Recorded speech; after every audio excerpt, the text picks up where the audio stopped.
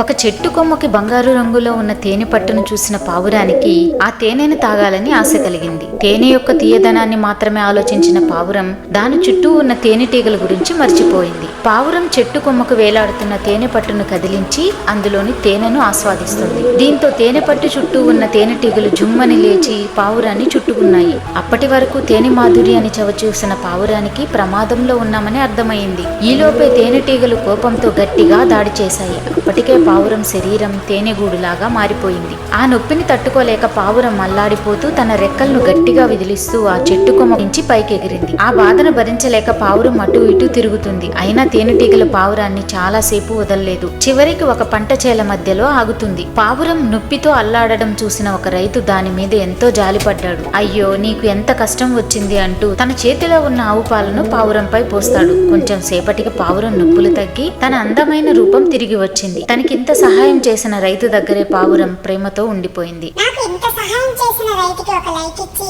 Channel ని subscribe చేసుకోండి please.